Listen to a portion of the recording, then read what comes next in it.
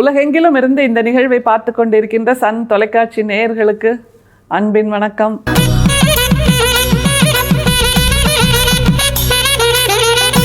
வள்ளல் பெருமானுடைய 6ஆம் திருமுறையிலிருந்து மிக முக்கியமான ஒரு பாடல். முதல் திருமுறையிலேருந்து படிச்சுக்கிட்டே வந்தோன்னு வைங்களேன், அவர் எப்படியெல்லாம் பயந்து போயிருந்தார் அப்படிங்கிறத நிறைய இடங்களில் சொல்லியிருக்காரு. அதிலும் குறிப்பாக சென்னையை பற்றி அவர் ஒரு பாடல் எழுதியிருப்பார், தெரியும்ல. தேட்டிலே மிகுந்த சென்னையில் இருந்தால் சிலுகுரும் என்றுளம் பயந்தே நாட்டிலே கடை பெருக்கிலே அப்படின்லாம் நிறைய பேசிட்டே போவார். பருக்கை கல்லிலெல்லாம் நடந்தேன் அப்படின்னு சொல்லுவார். ஏன்னா தேட்டிலே மிகுந்த சென்னையில் அப்படிங்கிறார். அவர் வாழ்ந்திருந்த காலத்தில் சென்னையில் அப்படியெல்லாம் பரிதவிக்க வைக்கக்கூடிய காட்சிகள் இருந்திருக்கின்றன, வாழ்க்கை இருந்திருக்கிறது அப்படிங்கிறது நமக்கு நல்லா தெரியும். அது மாதிரி அவருடைய வாழ்க்கையை வாசிக்கும்போது என்ன இன்னொன்று புரியும்னா, யாராவது உறக்க பேசினா அவர் பயந்துடுவாராம், இடி இடித்தா பயந்துடுவாராம், 2 பேர் சண்டை போட்டு கொண்டிருந்தால் பயந்துடுவார் அப்படின்லாம் நிறைய வாசிச்சிருக்கோம். இப்போ நம்ம பார்க்க போகிற பாடலில் 2 விலங்கினம் அல்லது உயிரினத்தை சொல்கிறார். அந்த 2 உயிரினத்தை பார்த்தா அவருக்கு பயமாக இருக்குது அப்படிங்கிறாரு. நம்ம வள்ளல் பெருமான் அருட்பெரும் சோதியைத்தான் பாடியிருக்காரு, தனிப்பெரும் கருணையைத்தான் பாடியிருக்காரு அப்படின்லாம் நம்ம நினச்சிட்ருக்கோம். ஆனால் வள்ளல் பெருமான் பல்லிகளை பற்றியும் பாடியிருக்கார். அதுதான் ரொம்ப சுவாரஸ்யம். பல்லிகள், அப்புறம் கூகை அப்படிங்கிறார். கூகைனா ஆந்தை இல்லைன்னா கோட்டான் அப்படின்னு சொல்லலாம். கோட்டான் மாதிரி ஏன் கத்துற அப்படின்னு நம்ம வீட்டில் எல்லாரும் கேட்பாங்கல்ல. கோட்டான் அல்லது ஆந்தை, இதை பற்றிய நல்ல அபிப்பிராயங்கிறது நமக்கு எப்போவுமே கிடையாது. ஆந்த மாதிரி முழிக்கிறத பாரு அப்படின்னு சொல்லுவோம். உண்மையில் சொல்லப்போனால் இந்த விலங்குகள், இந்த உயிரினங்கள் தத்தம் அளவில் இயல்பாகத்தான் இருக்குது. மனுஷங்க நாம தான் சரியில்லை, ஆனால் நாம் சரியில்லைன்னு சொல்கிறதுக்கு ஏதாவது ஒரு விலங்கு மேலே, வேற ஒரு உயிரினத்தின் மேலே நம்ம ஏற்றி சொல்லிடுவோம். உண்மையிலேயே தவறு எங்கே இருக்குன்னா நம்மக்கிட்ட தான் அப்படிங்கிறத நம்ம புரிஞ்சுக்கணும். அந்த வகையில் பல்லி, கூகை, அதாவது ஆந்தை, கோட்டான், இதை பற்றிய ஒரு பாடலாக வள்ளல் பெருமான் ரொம்ப ஆச்சரியத்தை நமக்கு கொடுக்கிறார். பாடலை பாருங்க. பல்லிகள் பலவாயிடத்தும் உச்சியினும் பகரு நேர் முதற்பரவாயினும் சொல்லியதோறும் பிறர் துயர் கேட்க சொல்கின்றவோ என சூழ்ந்தே மெல்லிய மனம் நொந்து இளைத்தனன் என் தாய் கூகை வெங்குரல் செய்யுந்தோறும் வல்லிய குரல் கேட்டு அயர் பசு போல் வருந்தினேன் எந்தை நீ அறிவாய். 6ஆம் திருமுறையில் 3452வது பாடலா இது இருக்கு. அதாவது பல்லி எங்கே கத்தும், வீட்டில் சுவரில் எங்கேருந்தோ திடீர்னு கத்தும்ல, அந்த மாதிரி கத்துறதை கேட்டு நமக்கு நம்முடைய வள்ளல் பெருமானுக்கு அப்படியே துணுக்குன்னு ஆயிருக்கு, திடுக்கிட்டு போயிருக்கார். ஏன்னா அவர் என்ன சொல்கிறாரு, பல்லி மேலே ஒரு கருத்தை ஏற்றி சொல்கிறார். என்னன்னா, பல்லி கத்தும் போதெல்லாம் அது கிளக் கிளக் கிளக்லுன்னு தானே சொல்லும். அப்படி சொல்லும்போது அது தன்னோட கண்ணீர் கதையை கேட்க சொல்லுதோ, தன்னோட சோக கதையை என்னை கேட்க சொல்லுதோ, தன்னுடைய வருத்தத்தை எங்கிட்ட சொல்லுதோ அப்படின்னு பயந்து போயிருக்காருங்க. எவ்வளோ வித்தியாசமான ஒரு சிந்தனை இல்லை. பொதுவாக பல்லி சத்தம் பண்ணுச்சுன்னு வைங்களேன், நம்ம என்ன சொல்லுவோம், திடீர்னு பல்லி நம்ம பேசிகிட்டு இருக்கும்போது பல்லி சத்தம் பண்ணுச்சுன்னா நல்ல சகுனம், நல்ல சமிக்ஞை அப்படின்னு சொல்லுவோம். ஆனால் வள்ளல் பெருமானுக்கு சிந்தனை வேறாக இருந்திருக்கிறது. அந்த பல்லி ஏதோ சொல்ல வருது என்கிட்ட, அது என்னவாக இருக்கும், தன்னுடைய கதையை சொல்லுதோ அப்படின்னு பயந்து போயிட்டேன், வருத்தப்பட்டேன் அப்படிங்கிறாரு. எவ்வளோ மனசு நுண்ணிய மனசாக இருந்திருக்குல்ல, அதுதான் இதில் ரொம்ப ஆச்சரியம். அப்படி அனிச்ச மலர்னு சொல்லுவோம், ரொம்ப சாஃப்டாக இருக்கிறதுக்கு. அந்த அனிச்ச மலரை விட மென்மையான ஒன்று எதுன்னா வள்ளல் பெருமானுடைய மனசு அப்படின்னு சொல்கிற அளவுக்கு அவர் மென்மையாக இருந்திருக்கிறார், மெல்லிய உணர்வுகளோடு இருந்திருக்கிறாருங்கிறத இந்த பாடலோட வரிகளில் நம்ம புரிஞ்சுக்கலாம்.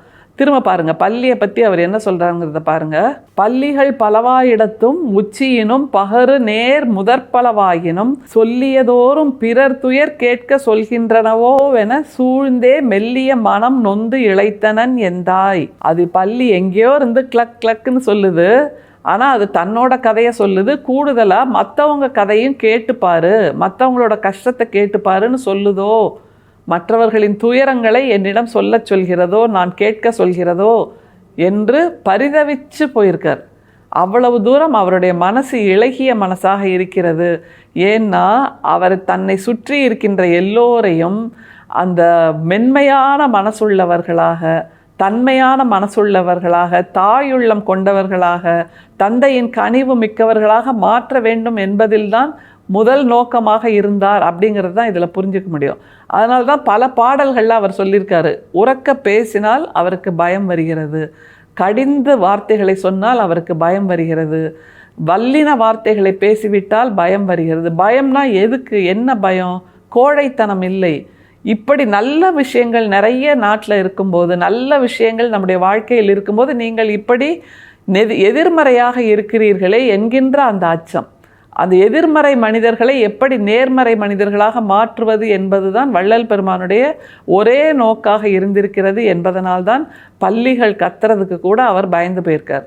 அடுத்தது கூகைக்கு வர்றார் பாருங்க. கூகை வெங்குரல் செய்யும் தோறும் வல்லிய குரல் கேட்டு அப்படிங்கிறாரு.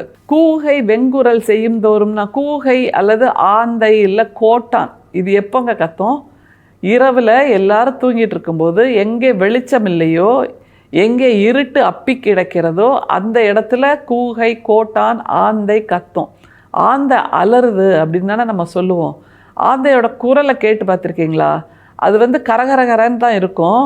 அது தொடர்ந்து சப்தம் எழுத்தும்போது திட்டுற மாதிரி இருக்கும் அப்படின்னு உளவியல் நிபுணர்கள் சொல்கிறாங்க. அதனால தான் ஆந்தை குரலை கேட்க எல்லாருக்கும் அச்சம் அப்படிங்கிறாங்க. அதே மாதிரி தான் கோட்டான். கொஞ்சம் குரலை உயர்த்தி பேசிட்டோன்னா உடனே வீட்டில் எல்லோரும் என்ன சொல்லுவாங்க, ஏன் கோட்டா மாதிரி கத்துற அப்படின்னு சொல்லுவாங்கல்ல. அதனால் அந்த இரண்டு உயிரினங்களும் கத்துவது அல்லது அவர்களுடைய இயல்பான குரல் என்பது கரகரப்பாக மற்றவர்களை திட்டுவது போல் இருக்கிறது அப்படிங்கிறதான் நம்முடைய வல்லுநர்கள் சொல்கின்ற கருத்து. சரி, இதை வள்ளல் பெருமான் எப்படி பயன்படுத்துகிறாருங்கிறத திரும்ப பார்க்கலாம். கூகை வெங்குரல் செய்யும் தோறும் வல்லிய குரல் கேட்டு அயர் பசு போல வருந்தினேன். வல்லிய குரல் கேட்டுங்கிறார். ஏற்கனவே அவங்க குரல் கரகரன் இருக்கு, அதில் அவங்க வல்லியதாக, அதாவது வலிந்து உரத்த குரலில் பேசுகிறாங்கன்னு வைங்களேன். இதில் ரெண்டு விஷயம் சுவாரஸ்யம். என்னன்னா, கூகை ஆந்தை ரெண்டுமே இரவில் தான் கத்தும். இரவு நேரம்ங்கிறது என்ன நேரம்? எல்லாம் அமைதியாக இருக்கும். மரம் அமைதியாக இருக்கும், காற்று அமைதியாக இருக்கும், பூமி அமைதியாக இருக்கும், மனிதர்கள் அமைதியாக இருப்பார்கள், எல்லா உயிரினங்களும் அமைதியாக இருக்கும். உறங்கி கொண்டிருக்கின்ற நேரம். அந்த உறங்கி கொண்டிருக்கின்ற நேரத்தில் சுவாசத்தோட சத்தம் கூட ஒரு இடி இடிக்கிற மாதிரி கேட்கும். மெல்லிசாக காதில் ரகசியம் சொன்னால் கூட அப்படியே உறக்க கேட்குற மாதிரி இருக்கும், ஊருக்கே சொல்கிற மாதிரி இருக்கும். அந்த நேரத்தில் ஆந்தையோ கூகையோ தன்னுடைய இயல்பான குரலை சொன்னால் கூட அது அப்படியே உறக்க குரல் எழுப்புவது மாதிரி இருக்கும் அப்படிங்கிறது தான் வள்ளல் பெருமான் புரிஞ்சுக்கிட்டு இருக்கார். அதனால தான் ஆந்தை கூகை அந்த உயிரினங்களை இந்த பாடலில் கொண்டு வர்றார். எந்த இரவு நேரத்தில் லேசான பூ மலர்வது கூட ஒரு இடி இடிப்பது போல் கேட்குமோ, எந்த இரவு நேரத்தில் மெல்லிய தென்றல் வீசுவது கூட புயல் வீசுவது மாதிரி தோன்றுமோ, அப்படியான இரவு நேரத்தில் கூகையோ கோட்டானோ ஆந்தையோ கத்தினால் எப்படி பயம் வரும், அந்த மாதிரி நான் இருந்தேன் அப்படிங்கிறாரு. சரி, அப்படி இருந்தாராம். அதனால் என்ன அப்படிங்கிறதான மிக முக்கியம். எப்படி நிறைவு செய்கிறார் பாருங்க. கூகை வெங்குரல் செய்யும் தோறும் வல்லிய குரல் கேட்டு அயர் பசு போல வருந்தினேன் எந்தை நீ அறிவாய். அயர் பசு போல வருந்தினேன் அப்படிங்கிறாரு. அதாவது பசு இருக்கிற விலங்கினங்கள்லேயே ரொம்ப மென்மையானது அப்படின்னு நம்ம சொல்லுவோம்ல, அந்த பசுவே அரண்டு போகிற மாதிரி நான் வருந்தினேன் அப்படிங்கிறது உனக்கு தெரியுமே. அப்போது என்னை சுற்றி ஏன் இப்படியான வல்லின வார்த்தைகளை உலவ விட்டு கொண்டிருக்கிறாய்? என் மனசிலிருந்து, என்னுடைய அகராதியிலிருந்து, என்னுடைய வார்த்தைகளிலிருந்து, என்னுடைய சிந்தனையிலிருந்து இந்த மாதிரி வல்லிய குரலை எல்லாம் இல்லாமல் ஆக்கிவிடு அப்படின்னு வேண்டார்னா, அது யார்? வெளியிலேருந்து யாராவது இந்த வார்த்தைகள்லாம் நம்ம உனக்கு கிடையாதுன்னு சொல்லுவாங்களா? இல்லை, நாம தான் அப்படி செய்தாகணும். எனவே நம்மிடம் இருக்கிறது அந்த வல்லிய வார்த்தைகளை அழிக்கின்ற ரப்பர். கையில் ரப்பர் எடுத்துக்கோங்க. வல்லிய வார்த்தைகளை இனி நான் பேச மாட்டேன் என்கின்ற ஒரு உறுதிமொழியையும் எடுத்துக்கொள்வோம். அப்போதுதான் வள்ளலார் சொல்லுகின்ற சன்மார்க்கிகளாக நாம் ஆவோம். பல்லி குரல், ஆந்தை, கோட்டான் குரல் இதெல்லாம் பார்த்து பயப்படாமல் மெல்லிய வார்த்தைகளை பேசுவோம். அருட்பெரும் சோதி, அருட்பெரும் சோதி, தனிப்பெரும் கருணை, அருட்பெரும் சோதி. மீண்டும் சந்திப்போம். நன்றி, வணக்கம்.